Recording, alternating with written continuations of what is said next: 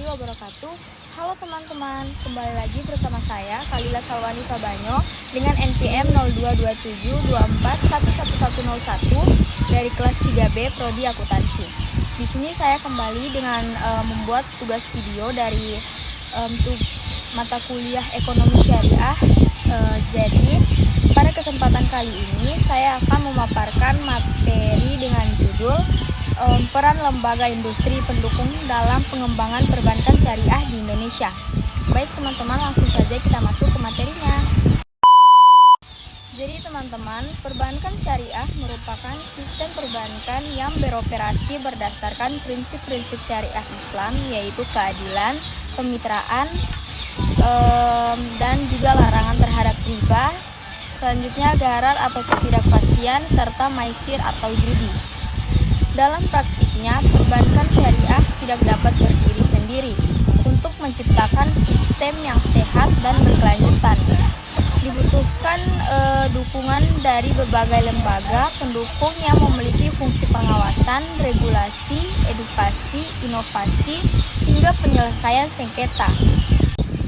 Lembaga-lembaga pendukung ini membentuk ekosistem keuangan syariah yang saling terhubung dan berperan dalam memperkuat stabilitas, kepercayaan, dan inovasi industri perbankan syariah di Indonesia. Yang kita masuk yang kedua, yaitu jenis dan peran lembaga pendukung perbankan syariah. Yang pertama, Dewan Syariah Nasional Majelis Ulama Indonesia, yaitu atau biasa disebut MUI. Fungsi utamanya yaitu untuk menetapkan fatwa dan ketentuan hukum syariah untuk lembaga keuangan syariah. Perannya sebagai untuk mengeluarkan fatwa produk keuangan syariah, contohnya seperti akad mudharabah, musyarakah, murabahah, dan lain-lain. Selanjutnya menjadi otoritas fatwa tertinggi bagi semua lembaga keuangan syariah. Selanjutnya juga membimbing dan mengawasi Dewan Pengawas Syariah atau DPS di setiap lembaga. Selanjutnya menjamin agar inovasi produk baru tetap sesuai dengan maqasid syariah atau tujuan hukum Islam. Selanjutnya B. Dewan Pengawas Syariah atau DPS. Fungsi utamanya yaitu mengawasi kegiatan operasional bank agar sesuai prinsip syariah. Perannya yaitu untuk menilai dan menyetujui setiap produk baru sebelum dipasarkan. Selanjutnya memantau kepatuhan seluruh kegiatan pembiayaan dan investasi. Selanjutnya menyusun laporan kepatuhan syariah tahunan untuk dilaporkan ke DSN, MUI, dan OJK. Selanjutnya juga menjadi penjaga moral atau moral guardian dalam seluruh kegiatan bisnis bank syariah. Selanjutnya C. Otoritas Jasa Keuangan atau biasa disebut OJK. Fungsi utamanya yaitu untuk mengatur dan mengawasi kegiatan perbankan syariah. Perannya yaitu yang pertama untuk menerbitkan peraturan dan pedoman operasional bagi bank syariah. Selanjutnya menjaga stabilitas industri keuangan syariah dan perlindungan konsumen. Selanjutnya mendorong program literasi dan inklusi keuangan syariah nasional. Selanjutnya mengawasi merger dan transformasi besar seperti pembentukan Bank Syariah Indonesia atau BSI tahun 2021. Selanjutnya mengembangkan roadmap perbankan syariah dari tahun 2020 sampai dengan tahun 2025 untuk memperkuat daya saing global. Selanjutnya D. Bank Indonesia atau BI. Fungsi utama yaitu untuk menjaga stabilitas moneter dan sistem pembayaran syariah. Perannya yaitu untuk mengembangkan instrumen moneter syariah seperti SDIS atau Sertifikat Bank Indonesia Syariah dan SUK-BI. Selanjutnya mengatur likuiditas perbankan syariah dan kebajikan makroprudensial syariah. Selanjutnya menyediakan pusat data dan riset ekonomi syariah. Selanjutnya juga mendorong digitalisasi sistem pembayaran syariah dan kris syariah. Selanjutnya E. Lembaga Penjamin Simpanan atau LPS. Fungsi utamanya yaitu untuk menjamin simpanan nasabah agar masyarakat merasa aman bertransaksi di bank syariah. Perannya untuk memberikan jaminan terhadap simpanan nasabah atau tabungan, deposito, dan juga giro di bank syariah. Selanjutnya, menangani bank syariah bermasalah sesuai dengan prinsip-prinsip syariah. Selanjutnya, meningkatkan kepercayaan masyarakat terhadap industri perbankan syariah. Selanjutnya, F. Badan Arbitrase Syariah Nasional atau biasa disebut Basarnas. Fungsi utamanya yaitu untuk menyelesaikan sengketa keuangan syariah secara adil dan cepat di luar pengadilan. Perannya yaitu yang pertama untuk memberikan penyelesaian sengketa bisnis syariah antara nasabah dan lembaga keuangan. Selanjutnya menghindari praktik penyelesaian yang bertentangan dengan hukum Islam, dan yang terakhir yaitu untuk memberikan putusan arbitrase yang bersifat final dan mengikat. Selanjutnya G. Komite Nasional Ekonomi dan Keuangan Syariah atau KNEKS. Fungsi utamanya yaitu untuk merumuskan kebijakan dan koordinasi nasional ekonomi serta keuangan syariah. Perannya yaitu untuk mengembangkan 4 pilar utama yaitu keuangan syariah, industri halal, dana sosial Islam seperti zakat, infak, dan wakaf, dan yang terakhir usaha mikro syariah. Selanjutnya mengkoordinasikan sinergi antara pemerintah, regulator, dan juga pelaku industri. Selanjutnya mendorong ekonomi syariah menjadi arus utama atau mainstream pembangunan nasional. Selanjutnya yang H. Lembaga Pendidikan dan Riset Ekonomi Syariah. Fungsi utamanya yaitu untuk meningkatkan kualitas SDM dan penelitian di bidang keuangan syariah. Perannya yang pertama yaitu melahirkan akademisi, peneliti, dan praktisi ekonomi Islam. Selanjutnya melakukan riset inovatif tentang produk keuangan digital syariah. Selanjutnya menyelenggarakan seminar pelatihan dan sertifikat ekonomi syariah. Contoh lembaganya seperti P3EI, UI, STI, SEBI, dan Universitas Islam Dalam Negeri atau biasa disebut UIN dan IAEI. Selanjutnya I. Lembaga Rating dan Konsultan Syariah. Fungsi utamanya yaitu memberikan penilaian terhadap kinerja dan kepatuhan syariah lembaga keuangan. Perannya yang pertama yaitu menilai tingkat kesehatan dan reputasi bank syariah. Selanjutnya membantu lembaga dalam perencanaan strategi dan manajemen risiko. Selanjutnya memberikan sertifikasi kesesuaian syariah atau syariah compliance certificate. Selanjutnya J. Asosiasi dan organisasi industri syariah. Contohnya seperti yang pertama ASBISindo atau Asosiasi Bank Syariah Indonesia. Yang kedua ada MES atau Masyarakat Ekonomi Syariah. Yang ketiga ada IAEI yaitu Ikatan Ahli Ekonomi Islam Indonesia. Perannya yaitu yang pertama untuk menjadi wadah komunikasi antara bank syariah. Yang kedua menyuarakan aspirasi industri ke regulator. Yang ketiga melakukan kampanye literasi dan inklusi keuangan syariah. Yang keempat mengadakan event nasional ekonomi syariah seperti Indonesia Syariah Ekonomi Festival atau ISEF. Sinergi antara lembaga menjadi kunci utama keberhasilan industri perbankan syariah. Contohnya seperti DSN, FUI, dan DPS, yaitu menjaga kepatuhan syariah, dan OJK dan BI yaitu untuk memperkuat stabilitas sistem keuangan syariah. Dan selanjutnya KNEKS yaitu untuk mengintegrasikan sektor keuangan syariah dengan ekonomi halal nasional. Selanjutnya asosiasi dan lembaga pendidikan itu untuk memperkuat SDM dan literasi masyarakat. Sinergi ini menghasilkan ekosistem yang komprehensif, terpercaya, dan kompetitif di pasar keuangan global.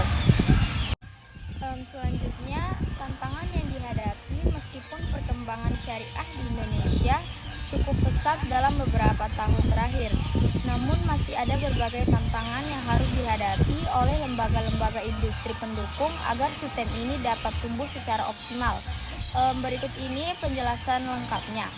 Yang pertama yaitu ada rendahnya literasi dan pemahaman keuangan syariah. Salah satu tantangan terbesar adalah masih rendahnya tingkat literasi keuangan syariah di kalangan masyarakat. Banyak masyarakat yang belum memahami perbedaan mendasar antara bank syariah dan juga bank konvensional. Mereka sering menganggap bahwa bank syariah hanya mengganti istilah bunga menjadi bagi hasil tanpa memahami prinsip syariahnya. Kondisi ini menyebabkan masyarakat kurang tertarik menggunakan produk syariah. Inklusi keuangan syariah masih sangat rendah dan potensi dana umat belum tergarap optimal. Padahal perbankan syariah bukan hanya sistem ekonomi, tetapi juga sarana ibadah dan upaya menerapkan prinsip keadilan sosial ekonomi sesuai dengan ajaran Islam. Jadi karena itu, edukasi dan sosialisasi keuangan syariah perlu lebih digencarkan oleh OJK, BI, dan lembaga pendidikan Islam. Yang kedua, koordinasi antara lembaga yang belum maksimal. Banyaknya lembaga yang berperan dalam ekosistem perbankan syariah seperti OJK, BI, DSN MUI, LPS, dan juga KNEX atau KNEKS seringkali menimbulkan tumpang tindih kebijakan atau kurangnya koordinasi. Sebagai contohnya, seperti aturan dari satu lembaga belum tentu langsung terintegrasi dengan kebijakan lembaga lainnya. Proses harmonisasi regulasi syariah dan teknik perbankan kadang memakan waktu yang sangat lama. Akibatnya, perkembangan produk dan layanan syariah menjadi kurang cepat dibandingkan perbankan konvensional. Oleh karena itu, perlu ada sinergi regulasi dan komunikasi aktif antara lembaga agar arah pengembangan perbankan syariah menjadi lebih terpadu atau lebih tersusun. Yang ketiga, ada keterbatasan sumber daya manusia atau SDM profesional syariah. SDM menjadi kunci keberhasilan sistem perbankan syariah. Namun kenyataannya jumlah tenaga profesional yang memahami aspek perbankan sekaligus hukum syariah masih sangat terbatas. Banyak karyawan bank syariah yang masih berlatar belakang konvensional sehingga belum sepenuhnya memahami akad-akad syariah seperti mudharabah, musyarakah, dan ijarah. Prinsip dasar fiqh dan prinsip dasar fiqh muamalah maupun implementasi produk keuangan syariah digital. Keterbatasan SDM ini berdampak pada kualitas pelayanan, inovasi produk, dan kepatuhan syariah. Jadi untuk mengatasinya perlu ada program pendidikan, pelatihan, dan sertifikasi SDM syariah yang berkelanjutan melalui kolaborasi dengan lembaga seperti tadi KNEKS, perguruan tinggi, dan juga asosiasi profesi. Selanjutnya yang keempat, tantangan inovasi dan transformasi digital syariah. Jadi teman-teman, di era digital ini perbankan syariah juga harus mampu beradaptasi dengan perkembangan teknologi. Namun saat ini transformasi digital perbankan syariah masih tertinggal jauh dibandingkan bank konvensional dan fintech modern. Dan tantangan yang dihadapi antara lain yaitu keterbatasan investasi pada teknologi informasi, selanjutnya kurangnya integrasi antara prinsip syariah dengan sistem digital, dan minimnya produk fintech syariah yang benar-benar patuh syariah atau syariah compliant. Padahal digitalisasi adalah kunci untuk menjangkau masyarakat luas, terutama generasi muda seperti kita, dan masyarakat di daerah yang belum terlayani bank atau unbanked population. Jadi karena itu, lembaga pendukung seperti OJK dan BI perlu terus mendorong inovasi digital banking syariah, termasuk pengembangan QRIS syariah, mobile banking syariah, dan fintech berbasis akad Islam. Yang kelima, skala ekonomi dan daya saing yang masih lemah secara nasional. Pangsa pasar perbankan syariah baru mencapai sekitar 7-10% dari total industri perbankan Indonesia. Hal ini menunjukkan bahwa kontribusinya masih sangat kecil dibandingkan bank konvensional. Faktor penyebabnya antara lain yaitu modal inti bank syariah relatif kecil, jumlah cabang dan jangkauan layanannya terbatas, dan belum semua masyarakat menjadikan produk syariah sebagai pilihan utama. Untuk itu, dibutuhkan penguatan permodalan, efisiensi operasional, dan inovasi produk agar bank syariah mampu bersaing dalam skala nasional maupun global. Yang keenam, regulasi dan standarisasi produk yang belum seragam. Masih ada perbedaan tafsir dan penerapan fatwa di antara lembaga keuangan syariah. Misalnya satu bank bisa menggunakan akad murabahah dengan struktur berbeda dari bank lainnya. Hal ini membuat masyarakat bingung dan menimbulkan ketidakseragaman praktik industri.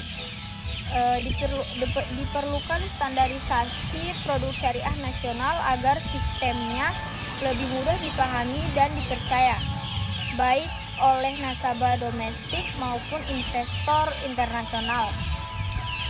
Dengan memahami tantangan-tantangan tersebut, maka seluruh lembaga pendukung mulai dari DSN MUI, OJK, BI hingga KNEX dapat menyusun strategi yang lebih efektif untuk memperkuat fondasi industri keuangan syariah di masa depan. Selanjutnya, peran tambahan lembaga pendukung syariah. Perusahaan penilai aset syariah, yaitu pertama untuk menilai aset yang menjadi jaminan pembiayaan syariah dengan menggunakan metode yang sesuai dengan prinsip syariah. Selanjutnya, memastikan nilai aset yang akurat dan adil untuk melindungi kepentingan bank dan nasabah. Selanjutnya, konsultan syariah, yaitu untuk memberikan nasihat dan solusi terkait kepatuhan syariah dalam operasional bank. Selanjutnya, membantu bank mengembangkan produk dan layanan yang sesuai dengan prinsip syariah. Selanjutnya, perusahaan teknologi finansial atau fintech syariah, yaitu mengembangkan inovasi teknologi yang mendukung layanan perbankan syariah seperti mobile banking, e-wallet, dan peer-to-peer lending. Selanjutnya, meningkatkan efisiensi kenyamanan dan aksesibilitas layanan perbankan syariah. Baik, kesimpulannya, lembaga industri pendukung memainkan peran yang sangat penting dalam pengembangan perbankan syariah. Dukungan mereka menciptakan ekosistem yang stabil, kompetitif, dan sesuai dengan prinsip-prinsip syariah. Sinergi yang baik antar bank syariah dan lembaga pendukung adalah kunci untuk pertumbuhan berkelanjutan dan kontribusi positif perbankan syariah bagi perekonomian Indonesia. Dengan dukungan yang kuat dari semua pihak, perbankan syariah dapat terus berkembang dan menjadi pilihan utama bagi masyarakat Indonesia. Baik teman-teman, saya rasa itu saja penjelasan materi dari saya. Mohon maaf jika ada kekurangan kata atau kelebihan kata. Saya mohon maaf. Wabillahi taufiq wal hidayah. Wassalamualaikum warahmatullahi wabarakatuh. Bye-bye. Ngày vô nhà thương, những ngày vô nhà anh biết thương. Giây phút em gặp anh là em biết em si tình. Tình tình tình tang tang tình tang tình tình tình tang tang tang. Giây phút em gặp anh là em biết em si tình. Tình tình tình toan toan tình mình. ting tang tang tang.